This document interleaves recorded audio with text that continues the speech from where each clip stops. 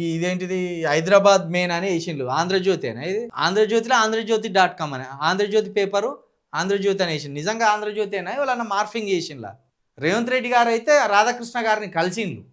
ఇది ఎంత సిగ్గుచేటు చూడు. ఒక రాష్ట్ర ముఖ్యమంత్రి ఒక ఛానల్ ఓనర్ను కలవడం ఎక్కడన్నా ఉన్నదా?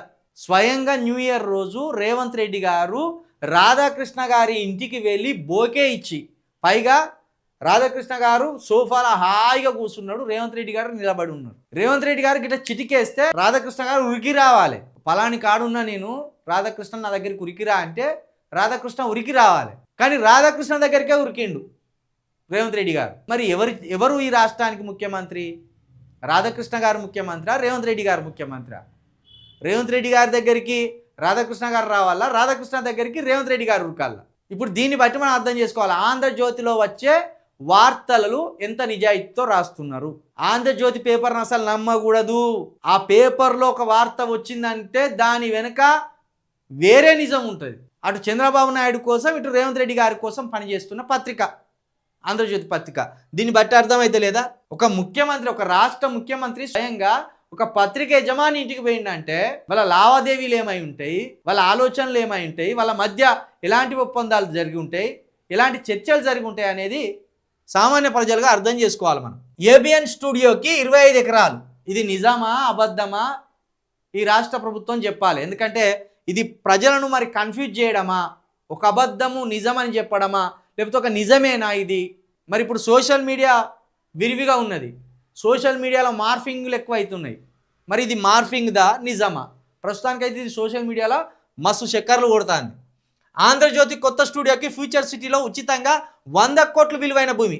ఒక్కరికన్నా 100 గజాలు ఇస్తారా అనే రేవంత్ రెడ్డి గారు? ఎవరైనా ఒక పేద కుటుంబానికి ఫ్యూచర్ సిటీలో ఒక 100 గజాల స్థలం ఇస్తారా? ఫ్యూచర్ సిటీలో ఒక 100 గజాలే, ఎక్కువ కూడా వద్దు. ఇల్లు లేనోనికి ఎవరికైనా ఒక 100 గజాల స్థలం ఇస్తారా? మరి ఇది అబద్ధమా నిజమా? 100 కోట్ల భూమి ఫ్యూచర్ సిటీలో రాధాకృష్ణ గారికి ఇస్తున్నారా లేదా? ఒకవేళ ఇస్తున్నట్టు హామీ ఏమని ఇచ్చిండ్లా? దానికి సంబంధించిన పత్రాలు కూడా చేతిలో పెట్టిండ్లా? ఒకవేళ అట్లా పెడితే, అట్లా ఇస్తానని ఒప్పందం జరిగితే దాని ప్రతిపక్ష పార్టీ అయిన బీఆర్ఎస్ బయటికి తీయవలసిన బాధ్యతను భుజాన వెతుకోవాల్సిన అవసరం ఉన్నది. సీఎం రేవంత్ రెడ్డిని కలిసి కృతజ్ఞతలు తెలిపిన ఏబిఎన్ అధినేత రాధాకృష్ణ. ఇంకో 3 ఏళ్ళు ఆంధ్రజ్యోతి మద్దతు తనకు ఉండాలని ఆకాంక్షించిన సీఎం. త్వరలోనే కొత్త స్టూడియో శంకుస్థాపనకు హాజరవనున్న రేవంత్ రెడ్డి. కాంగ్రెస్ ప్రభుత్వం అద్భుతంగా పనిచేస్తుందని కితాబ్ ఇచ్చిన ఏబిఎన్ అధినేత బీఆర్ఎస్ పాలనలో ఏబిఎన్పై ఆంక్షలు విధించారని గుర్తు చేసుకున్న ఆర్కే. ఆంధ్రలో చంద్రబాబు, తెలంగాణలో రేవంత్ రెడ్డి మరోసారి గెలుస్తారని జోష్యం. మరొకసారి ఏంది, మరో 10 సార్లు గెలుస్తారని చెప్పరా? నీకు పోయేదేమున్నది? నీకు ముట్టవలసినవి ముడితే అయిపోయాయి. ఇప్పుడు ఇక్కడ 100 కోట్ల విలువైన భూమి ఇచ్చిందా ఇవ్వలేదని తర్వాత పక్కన పెడితే, నీకు కాంగ్రెస్ ప్రభుత్వం నుండి రావాల్సిన నిధులు కావచ్చు, రావాల్సిన యాడ్స్ కావచ్చు, ఏమైనా ఇంకా కాంట్రాక్టులు అవ్వో ఇవ్వో ఉంటే సకాలంలో అందుతాయి. కాబట్టి నీకు బాధ ఏం లేదు. ఇంకోసారి కాంగ్రెస్ వస్తుందనో, ఇంకోసారి రేవంత్ రెడ్డి గారు ముఖ్యమంత్రి అవుతారనో జోష్యం చెప్పడం ఎందుకు? రోజు డప్పు సంకన వేసుకొని కొట్టుకుంటా పోరాదు తెలంగాణ వ్యాప్తంగా. రాధాకృష్ణ గారు ఊర్లలో ఏదైనా పథకం పెట్టగానే డప్పు సాటింపు ఎత్తారు కదా.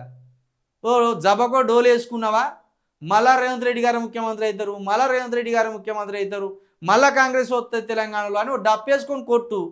ఈ తెలంగాణ అంతా తిరిగినాక అటు ఆంధ్రప్రదేశ్కి అదే డప్పు సంకన వేసుకొని పోయి చంద్రబాబు నాయుడు గారిని గెలిపిర్రి, మళ్ళీ చంద్రబాబు నాయుడు గారిని గెలిపిర్రి.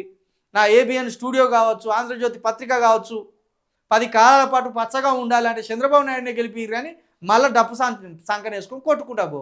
ఎవడద్దా అంటే నీ ఇష్టం. నువ్వు ఒకరిని గెలిపించుకోవాలని ఆశ ఉండడంలో తప్పేం లేదు. కాకపోతే ఈ వార్త నిజమా అబద్ధమా ఏం అర్థమైతే లేదు కదా ఇది. మరి దీన్ని మార్ఫింగ్ చేసిండ్లా, ఏం చేసిండ్లు, ఎట్లా చేసిండ్లు అర్థం కాకుండా చేసిండ్లు కదా దీన్ని.